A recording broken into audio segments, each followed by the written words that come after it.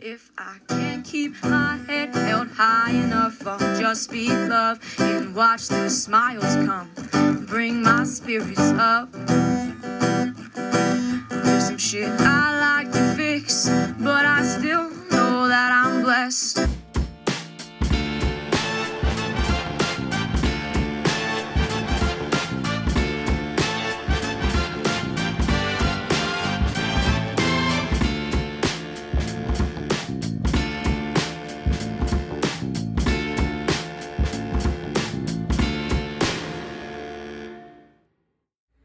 Action.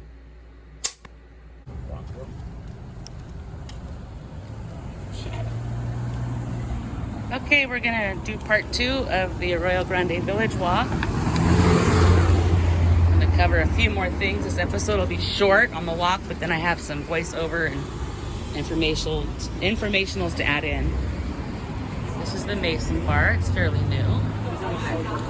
We used to bring your daughter here, the Bobby Rose daughter. First time she had her Shirley Temple in her life was here. She was so happy. She marked it on the calendar. Here's the hotel we mentioned in the previous episode. They've got, decent rates for what it is, and some nice hot tub rooms in there. And hopefully, because my list is, hold on. Sorry guys. My list is in opposite order right now. Hopefully I won't mess this up too much. The truck girls are getting really big. It smells good. You can smell all the food. There's a Last Chance liquor store. Last chance before you head out of town this way to get your provisions. Before you head to the lake or a pond or maybe nowadays. They gave us that end room one time and I was like, I'm here for, and there was motorcycle something. Run. It's like, hi, I'm here for some peace and quiet. And they were very hospitable. They gave us a different room. And this is a pretty cool path along here. Depending on how this part goes, we might show you that. Might not. Believe it or not, these 10 buildings were in the historic stuff too, but they were from like the 30s and the 50s, and I didn't really. Okay, so the first address is 405 East Branch. And it was, okay, so this is it. This is how it describes it, and I don't understand. It describes this property as Shed A, built in 1903, and Shed B, built in 1950. What is a shed? What is the shed? How many dollars an hour? What is it for? Support staff. I don't know what it means, what it's for. Do you understand that though? Shed 1, Shed 2, 1903 and 1950. Let's see if there's anything back behind. Here's both 405 maybe, and this is shed door 1. That's shed door 2. But does one of them look like it was built in 1903 and one built in 1950? No, none of them. That's what I'm. No, that's the next thing. I do have notes on that, and I have notes on all this.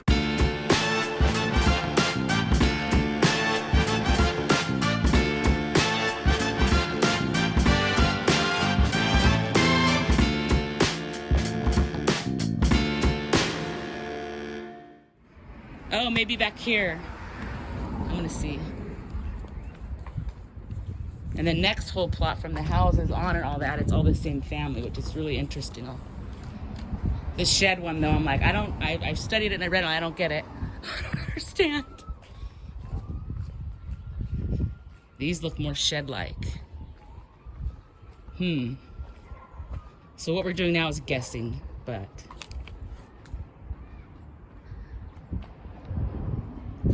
So it's just guessing, however you want to apply what I said. But there's the jump house again.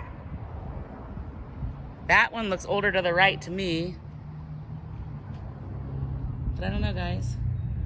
Okay, so starting here and going backwards, everything we're gonna see moving this way is from the, hold on, I gotta find their name again. I'm sorry, I'm going backwards like I said. It was the, the EC Loomis feed. So you're gonna see the main house. This is the secondary house. That's the main house. The Loomis family is still prominent here in the Arroyo Grande area. The main house is approximately 152 years old. It's 1,927 square feet with 7 bedrooms. The addresses on 407, 409, 415, and additional addresses on Branch Street are all associated with the Loomis family. The secondary home was moved in 1932 or 1933. As we move on, you're going to see the actual feed building. And these were built from 1880 through 1895. And when we get to that railroad building, it is the last remaining connection to where the railroad came through here, the building over that way. So this is all part of the Loomis feed family. Feed must have been a really big deal back then because they were able to have this whole plot with all their houses. And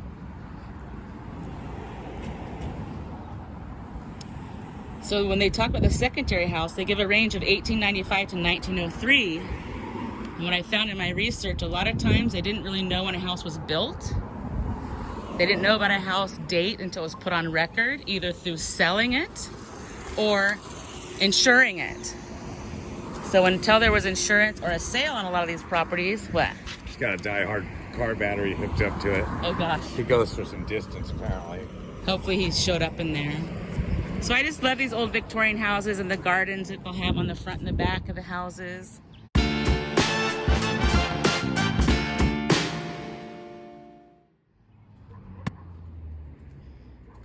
I just love it. So this building here is the one that I told you about. It's the last remaining building related to when the railroad came through here.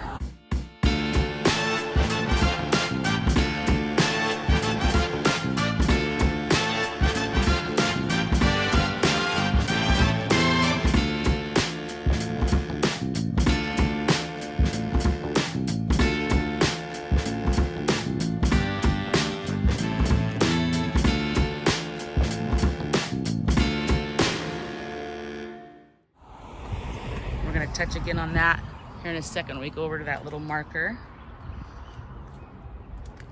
So yeah, I wonder if that's where at the top where the telegraph came in and such. Maybe. That's what he's talking about there. The buildings had seen better days, but it's still here. And they believe this one was built, they said 1909. It's been a lot of different things over time and also empty quite a bit. Very old building. It does look kind of railroadish. Oh, there's a little historic bench. And we're gonna head over to that little park over there, and I'm gonna, oh wait, before we do that, it's back here. Got some old barns, just. Old airstream. Oh yeah. I'm gonna give you a side shot of this old building, the old feed. Continuing on with the Loomis family, who were pioneers of Arroyo Grande, crop brokers, farm supply, and insurance agents, which they still are insurance agents to this day. They became close to their Japanese American neighbors and customers and held an annual barbecue at Reltzon Park, I believe that's how you pronounce it, which is now located beneath Lake Lopez. Their son Vard pitched for Stanford University. Like other businesses, men and local farmers protected the land and property of their interned Japanese neighbors during the World War. 122 East Branch Street was the Bennett's grocery store during World War. It was founded by the first mayor of Arroyo Grande, Frank Bennett, and from the 1930s through the 1960s, the family operated it. During the Great Depression, Muriel took blankets and soup to, quote, Oki, end quote, migrant camp on the Nepoma Mesa. Just prior to the Japanese internment during the World War, Wilkinson's family refused to take money owed from the Japanese customers. It appears many Arroyo Grande locals did not agree with Japanese internment camps and did what they could to help. This is a photo of a Japanese internment camp in Arroyo Grande. The first month they were there, the temperature was over 109 degrees. And over here, in our first episode, when we were at the Oddfellows Hall, I told you about the terrible tragedy that we heard about. I think the marker was here. Figure that out in a minute.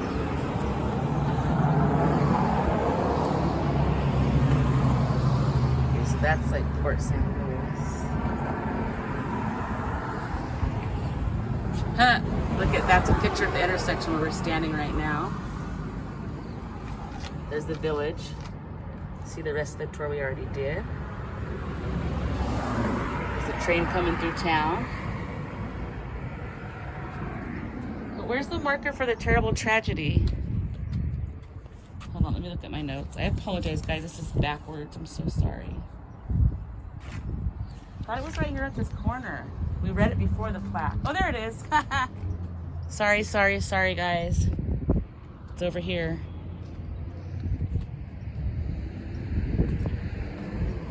Whoa, look at that son of a gun. Wow, you should probably slow down. We know someone that got a ticket over there, so good luck with that. Wow. Is this like Bob Bondurant? So you'll forgive me when you see where this is and why I missed it, because look how they have it positioned. I gotta come into the street, take my life in my hands. And here's the marker. I'll read this side first. We saw a whole play presentation about this. It was very interesting. A terrible tragedy. In the early morning darkness of April 1st, 1886, a group of local masked vigilantes on horseback lynched Peter Hemme and his son Julius on the Pacific Coast Railway bridge, located 400 feet south of this marker, for the murder of rancher Eugene Walker of the upper Arroyo Grande Valley because of a long-standing property dispute. And then it tells you about who dedicated this. And then you can see the railroad lines, because this is also the marker for the Pacific Coast Railway and how it came through. And part of what I remember about the land dispute is one of the daughters got shot in the field or something, right? And so they automatically thought it was that family when it wasn't, and none of the evidence proved it, but the feud had gone on back and forth over this land. And super fascinating story, tragic, but yeah. So there was a train bridge right over there, and they broke into the Hoosgow, which was, I think was it that jail, or I think it was an older one before. And they talked about how that was common back then, that when they arrested somebody for something bad, the sheriff had his hands full just keeping all the people that wanted to help take care of it out of the mix. The terrible tragedy. Here are corrections to what we were earlier discussing regarding this. We had seen the play over 10 years ago, so I had to refresh on the details. On March 31st, 1886, Peter Hemme and his son Julius were hung from the Pacific Coast Railroad bridge. It all started when Peter accused his neighbor of encroaching on his land. Courts ruled there was no encroachment. Angry, Peter started harassing the Walker family. One day, Peter and his son Julius shot both Mr. and Mrs. Walker. Mr. died instantly, and Mrs. crawled for help. The father and son Hemmes were arrested the same day and locked up in the local jail. That night, at midnight, guards were tied up and locked in a storeroom as a group of vigilantes took the two Hemmes out of jail and hung them from the railroad bridge. No records show that there was any attempt to find the vigilantes. The bodies of Peter and Julius were left dangling from the railroad trestle till the following day. An inquest found the Hemmes guilty after their death, but since no one knew who hung the men, no action could be taken. Events are held in modern times to commemorate the tragedy, and descendants from both sides attend. Of the vigilantes responsible. John Loomis said the Jattas and Loomis families did not talk about the hanging. The family was afraid someone would come and get Great-Grandpa Jatta. One speaker at the same event said that justice was slow back then, and the vigilantes probably thought they were carrying out justice. The owner of the local melodrama described the Hemmes. He described Peter as a spirited, intelligent, capable, honest, and worthy man. Julius, who was only 17 at the time, was described as, and I'm going to quote, the culmination of all the hate, vengeance, and aggression of a very bitter and emotional property dispute, end quote. Eugene Walker was described as affable, quiet, well-liked, upstanding, lovable. A man who died on his own property with the rich California earth between his hands. Eugene's wife, Nancy, was praised. With 2 bullets in her body, she crawled to her dying husband and held him close to her as he passed away in her arms. Look at this little short, beautiful little dwarf fruit tree. That's how I need my fruit trees. That's how they're supposed to be, to where you could pick the fruit at the top, on the sides and bottom. Not when they're that size. You have to get a stick with a basket on it and stuff. Yeah. Fruit's supposed to be reachable. I love Avocados, everything. The little tea roses are also one of my favorites. There's some powdered mildew going on. Oh no. So that when you were talking what you said about the tree and being able to access, I didn't tell you this. Oh yeah, this reminds me I'm going to get those other petals on the way back. I'm going to make some potpourri. Essential oils. Oh, they have garden beds. So anyway, our good friend Karina is staying in Northern California before they head to their destination in Colorado for their new life. And she's staying on property and decided she was craving orange juice and she was going to go ahead and get herself some oranges. So she was getting them out of the tree higher up. And she said once she got to the top, the bees weren't loving it too much. And so the bees are chasing her and stuff. So she's like, okay, I think I'm done getting oranges. And then she was going to make some fresh squeezed orange juice. So the only thing we didn't cover was the Paulding house. So we'll do that another day. Maybe we'll actually go in and do the tour. That'd be fun. I've been wanting to do it for a long time. It's hard though because Sunday's the only day. And they're speaking of Paulding. Jimmy Paulding's one of Bobby's buddies. He's running for, what is he? Is he running for council now? Mayor, or no, not mayor. It's way bigger than that. Either council or assembly or... Sorry. Jimmy Paulding.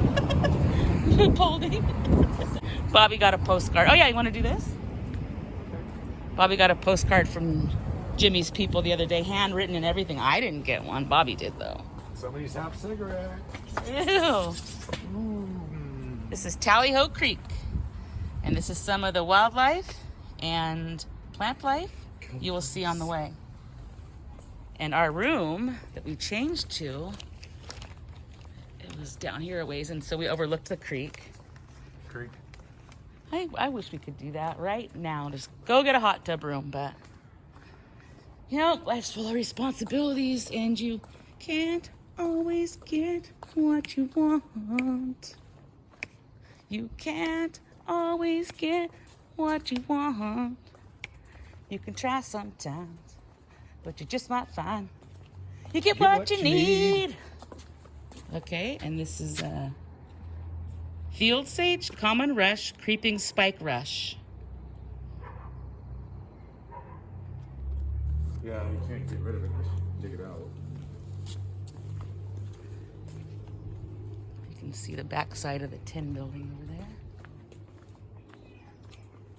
Yeah, the rock rose stuff I had was a ground cover, so it didn't come up like this. It crawled. Whoa, look at how the structure of that thing's held up. I know. And it's really old, too. God, sketchy. Oh, my goodness. Oh, yeah. Whoa, what's all that stuff? Old ivy that climb up. Wow. Right inside the building, I'm sure. Yeah, that's right over a creek and everything. Look at the bottom. For a long time, too. Wow. Oh, like, whoa. Wow. Ow. My hand on that. Ow, wow. Ow, wow, wow. Ow, wow. Okay. There's some definite signs of human activity in the area. And I'm sure there's a garbage can Oh, it's so close. inches away. People are disgusting. Pick up your trash. No one has to pick up after you. You're a grown-up. It's an alligator. And if you're not a grown-up, an alligator, your parents should be picking up after you. Yeah, have your Not parents follow you strangers. around. All right. All right. I think we've seen that all we can see. I'll do the insert. It was that smoke tree right there too. Smoke trees. I can't see it, but Yes. you guys, it's really pretty. This was all originally Chumash land. For a minimum of 13,000 years, they thrived in the area. They were the first inhabitants until 1542, when Spanish explorer Juan Cabrillo arrived. The land proved to be very fertile. The name Arroyo Grande is Spanish for wide riverbed. Arroyo Grande became a township in 1862 and officially a city on July 10th, 1911. In 1772, the San Luis Obispo Mission was founded. We have episodes regarding the 250th anniversary. You can find them on our playlist. The Chumash thrived in the area and were connected to the land and the sea. They numbered over 20,000, and they traded goods throughout the region. Multiple diseases and stealing of the Chumash land caused tens of thousands of deaths. Those who survived were forced to Catholicism. Sorry about our dog barking. It's really noisy here most of the time. It's a wonder I ever get this recorded. As I was saying, they were forced into Catholicism and basically enslaved to the missions. Current pending carbon dating expects the Chumash were thriving here for more than 20,000 years. Chumash lived in peaceful villages. There are some examples of the native dress. The Chumash people were torn apart. Through all the hardships and atrocities, the Chumash tribe has overcome all the odds to continue to thrive. One example of this is the Chumash Casino and Resort, not far from here. They also have good food, by the way. We personally worked with the tribes to pass the Chumash Marine Sanctuary. It was denied multiple times and was finally accomplished just months ago. Soon after, Fred Collins, who was the tribal leader in charge, Fred Collins worked tirelessly on the project of the Chumash Marine Sanctuary. It was tragic that he passed just prior to it being approved. Rest in peace, Fred. 2 more fun facts regarding Arroyo Grande. Number 1, Arroyo Grande has the only remaining swinging bridge in the state of California. The original one was built in 1875, and we do have episodes covering that. It's in a few episodes, actually. And Arroyo Grande was the home of America's first licensed female pilot. Her name was Harriet Quimby, and she called Arroyo Grande her home. I hope you enjoyed the history. Come back. We'll be covering more history. Thanks for watching. Don't forget to stop and smell the flowers. All right, we're going to find a flower.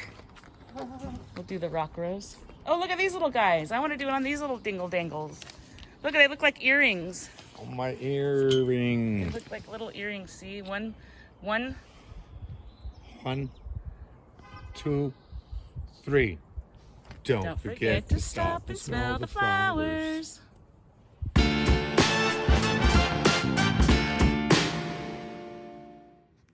If I can't keep my head held high enough, I'll just be love and watch the smiles come. Thanks for watching. Bring my spirits up. Don't forget to stop and smell the flowers. There's some shit I like to fix, but I still know that I'm blessed.